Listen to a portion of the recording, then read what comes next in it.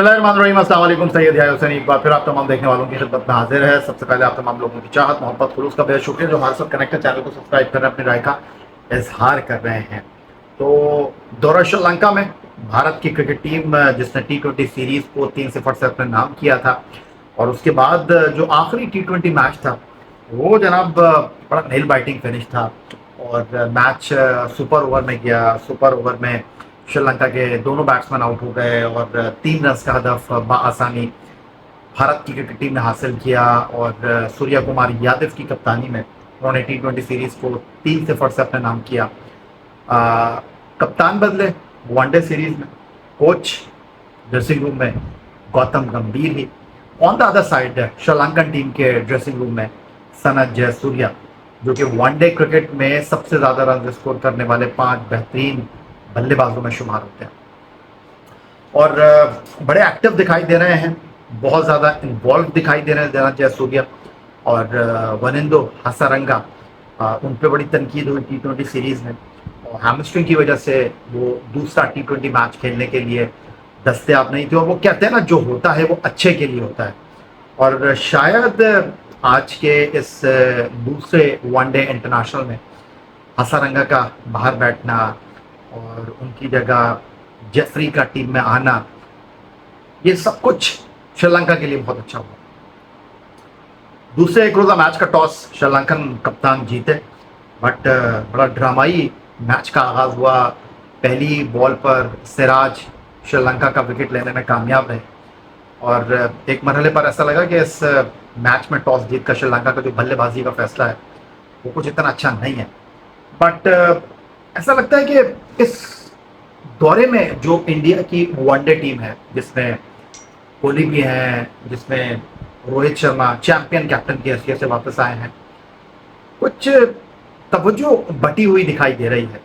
हमारे दोस्त हैं भारतीय सहाफ़ी विक्रांत गुप्ता, स्पोर्ट्स तक पर मैं उनका वीलॉग देख रहा था। उन्होंने एक लफ्ज़ इस्तेमाल किया कि कभी कभी ऐसा होता है कि आप बस नौकरी कर रहे होते हैं, आप जाते हैं ऑफिस, हाजिरी लगाते हैं और अपना काम करते हैं।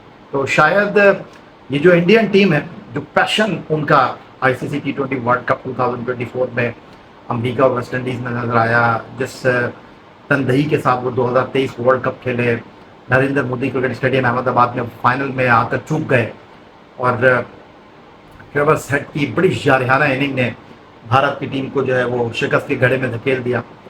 ये दो टूर्नामेंट ICC के जिस तनदही के साथ, पैशन के साथ और एनर्जी के साथ टीम इंडिया खेली, वो एनर्जी नजर आ नहीं रही टीम इंडिया की इस वनडे सीरीज में। T20 सीरीज में हम कह सकते हैं कि नई टीम थी, कोहली, रविंद्र जडेजा और रोहित के बगैर नए कप्तान के साथ एक सवाल, एक कंट्रोवर्सी कि वाई हार्दिक पांड्या को कप्तान क्यों नहीं बनाया। नए हेड कोच के साथ नतीजा अच्छा था, बट यहाँ पर वनडे सीरीज में इंडिया की टीम बेबस दिखाई दे रही है। स्पिनर्स के ऊपर वो टीम जिसके पास स्पिनर को खेलने का फन है, जिसके पास स्पिनर को हैंडल करने वाले बल्लेबाज मौजूद हैं, वो टीम श्रीलंका में स्पिनर्स पर बिल्कुल लाजवाब दिखाई दे रही है।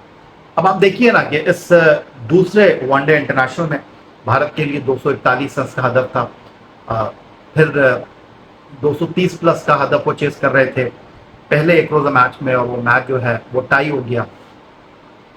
अब इस मैच में अगर हम बात करते हैं तो एक मरहले पर भारत की टीम एक ऐसी पिच के ऊपर जहां पर बॉल ब्रेक भी हो रहा था, बॉल रुक कर भी आ रहा था, वहां पर भारत को आगाज बुरा नहीं मिला। 241 के जवाब में भारत का पहला विकेट जो है वो 97 पर गिरा, और सिर्फ 14 ओवर की 3 गेंदें हो गई थी। और यहाँ पर कप्तान रोहित शर्मा जो है वो ब्रिलियंट 44 गेंदों पर 64 रन की धुआंधार इनिंग खेलकर 5 चौकों और 4 छक्कों के साथ पवेलियन लौटे। और इस बार बनिस्बत पहले एक रोज़ा मैच के गिल जो थे, उन्होंने अपने गिले शिकवे दूर किए, थोड़ा सा तेज खेले, 44 में 35 रन स्कोर किए। लेकिन वो कहते हैं ना कि उसके बाद चिरागों में रोशनी नहीं रही, क्योंकि भारत के खिलाफ इस मैच के हीरो थे जेफरी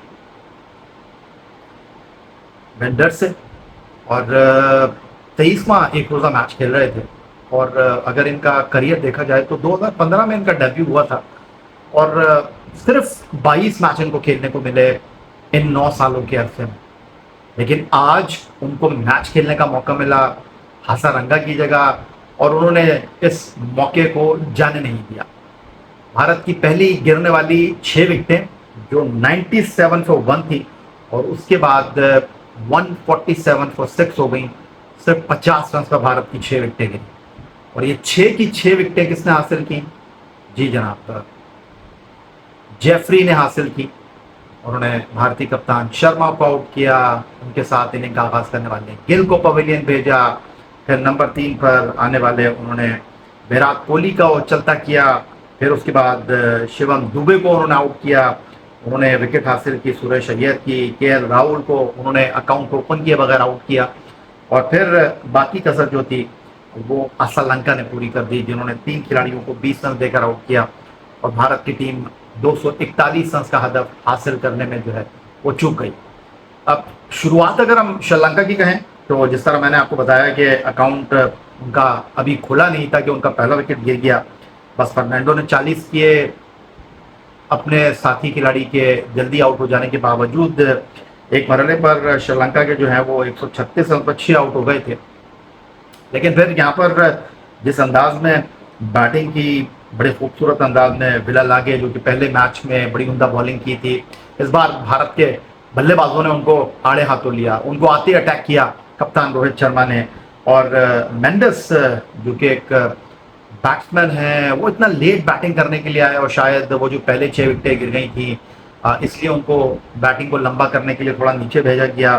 वो बैटिंग करने के लिए 9वें नंबर पर आए, और 44 गेंदों पर उन्होंने बड़े कुशल 40 रन किए। और ये जो आखिरी ओवर में 97 रन, आखिरी मेरा ख्याल है 10 ओवर में 60 गेंदों पर श्रीलंका ने हासिल किए, इसने मैच की टोन सेट की, इसने मैच में भारत की टीम को कहीं पीछे धकेल दिया। मैं हैरान हूँ जो मैं इस वक्त श्रीलंका का बॉलिंग कार्ड देख रहा हूँ। श्रीलंकन कप्तान ने जो है वो 6 बॉलर्स का इस्तेमाल किया, और इसमें आशिता फर्नांडो जिन्होंने 7 ओवर में 31 रन दिए, जो दाएं हाथ के तेज बॉलर हैं, इनके अलावा कोई तेज गेंद करने वाला नहीं था। बाकी तमाम के तमाम जो है वो स्पिन बॉलर थे, और भारत की बैटिंग जो है वो क्या स्पिन गेंद को खेलना भूल गई है? क्या भारत के बल्लेबाज जो है वो जल्दी में है? क्या श्रीलंका ने ऐसा जाल बिछाया है भारत के लिए प्रेमदासा क्रिकेट स्टेडियम कोलंबो में, जिसमें वो सिचुएशन को ग्रैब नहीं कर पा रहे हैं? कभी कभी होता है क्रिकेट में ऐसा कि आप जनाब फंस जाते हैं, और आप अपनी ही चीज़ों को जो है वो सीधा करते करते जो है वो ऐसे जाल में जो है वो फंसते चले जाते हैं कि निकलना मुश्किल हो जाता है। जुलाई 2021 के बाद भारत को जो है वो वनडे क्रिकेट में श्रीलंका के खिलाफ नाकामी का सामना करना पड़ा है। खेल में हार जीत हो जाती है, और भारत की टीम इस वक्त आईसीसी वर्ल्ड T20 की जीत को सेलिब्रेट कर रही है, और मैच टाई हुआ उनका, फिर वो हार गए श्रीलंका से। शायद इसको कोई बुरा नहीं मानेगा, क्योंकि शायद वो ये सोच रहे होंगे कि नए कोच आए हैं, नई हिकमत अमली बना रहे होंगे, लेकिन सवालात बहुत उठ रहे हैं, और सवालात इन बातों को लेकर उठ रहे हैं कि ये भारत की तैयारी है जनाब 50 ओवर की क्रिकेट के लिए, और बहुत कम वक्त है गौतम गंभीर के पास आईसीसी चैंपियंस ट्रॉफी में अब चंद महीने बाकी रह गए हैं, और भारत की क्रिकेट टीम जो है उनके लिए, कप्तान रोहित शर्मा के लिए जो जय शाह हैं, उन्होंने कहा कि जिस तरह ICC test championship, ICC one day world cup, ICC T20 world cup में रोहित शर्मा की क़यादत में भारत की टीम ने उम्दा कारकर्दगी का मुजाहरा किया, वो उम्मीद करें कि चैंपियंस ट्रॉफी में भी ऐसी ही कारकर्दगी हो। लेकिन श्रीलंका की ब्रेक करती हुई विकटें, श्रीलंका की उन पिचेस के ऊपर जहां बॉल रुक कर आ रहा है, स्पिनर्स डोमिनेट कर रहे हैं, क्योंकि चैंपियंस ट्रॉफी पाकिस्तान में मुनक्किद होनी है, यहाँ पर भी पिचेस जो हैं वो ऐसी ही होंगी जहाँ पर गेंद सीने के जो है वो ऊपर नहीं आएगा, गेंद घुटनों के साथ ही ट्रैवल करेगा, क्योंकि सब कॉन्टिनेंट में इसी तरह की पिचेस होती हैं। तो ये भारत के लिए श्रीलंका में जो 2 वनडे इंटरनेशनल हुए हैं, कुछ इतना अच्छा साइन नहीं है। भारत को टॉप ऑर्डर में कप्तान रोहित शर्मा अच्छा सर्व कर रहे हैं, पहले मैच में भी, फिर दूसरे मैच में भी विराट कोहली जिन्होंने बड़ी शानदार मैच विनिंग इनिंग खेली ब्रिजटाउन बारबाडोस में 29 जून 2024 को जनूबी अफ्रीका के खिलाफ आईसीसी T20 वर्ल्ड कप के फाइनल में, वो कुछ बुझे बुझे से लग रहे हैं। फिर भारत की टीम के बैटिंग ऑर्डर को लेकर बहुत सारे सवाल उठ रहे हैं। अक्सर पटेल इस बार, वो कहते हैं ना कि अक्सर इत्तेफाक़ात जो हैं वो हमेशा नहीं होते, तो अक्सर पटेल जो हैं जिन्होंने बड़ी शानदार बल्लेबाजी का मुजाहरा किया था ब्रिजटाउन बारबाडोस में, वो इस बार टीम इंडिया की नैया को पार लगाने में कामयाब नहीं हो सके। लेकिन फिर बात वही है कि शायद ये जो कुछ ठोकरें लगी हैं पहले 2-1 मैच में टीम इंडिया को, शायद ये उनके लिए किसी बड़े मैच से पहले जो है वो अपने आप को समझने का, सोचने का मौका फराहम करें। बट आखिरी 3 मैच जो टीम इंडिया श्रीलंका में खेली है, उनके लिए कुछ इतने अच्छे मैच नहीं हुए हैं और श्रीलंका की टीम जो है फोर्स की शक्ल में उभर कर सामने आ रही है और under the leadership coach Sanath Jayasuriya के साथ श्रीलंका का जो परफॉर्मेंस है वो बुरा नहीं है।